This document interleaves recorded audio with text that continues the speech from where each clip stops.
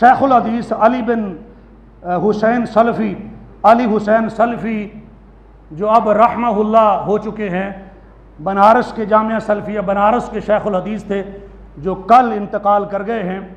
23 जनवरी 1952 को पैदा हुए थे और कल 23 जुलाई को उनकी वफ़ात हुई। अल्लाह ताला उन पर अपनी रहमत नाज़िल फरमाए। दिल्ली काशिफुल उलूम से 1976 में फ़रागत हासिल करते हैं और जामिया सलफ़िया बनारस के अंदर जो है वहाँ से 1981 के अंदर फ़रागत हासिल करते हैं और 1981 से लेकर 2020 तक 40 साल तकरीबन हदीस पढ़ाते रहे हैं, फ़िक़्ह पढ़ाते रहे हैं, लुगत पढ़ाते रहे हैं। समुंदर थे एक इल्म का। अल्लाह ताला उन पर अपनी करोड़ों रहमतें नाज़िल फरमाए।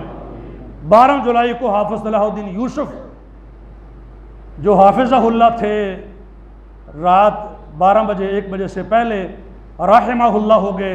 अल्लाह ताला उन्हें भी गरीक़े रहमत फरमाए और उन पर भी करोड़ों रहमतें नाज़िल फरमाए। इल्म का समुंदर थे वो भी। हमारे तौहीद मस्जिद के नमाजी एजाज साहब चंद दिन पहले इंतकाल कर गए हैं। अल्लाह ताला उन पर भी अपने रहमतें नाज़िल फरमाए। मालूम नहीं है किस शख्स का किस मौके पर टाइम ख़त्म हो जाए।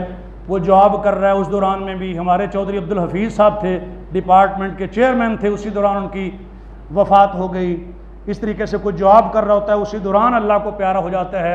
मालूम नहीं है, बस तैयारी रखनी चाहिए।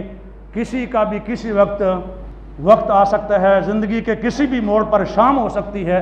अल्लाह ताला हमें आखिरत की तैयारी करने की और आखिरत की फ़िक्र करने की तौफ़ीक़ अता फ़रमाए। व आखिरु दावाना अल्हम्दुलिल्लाहि रब्बिल आलमीन।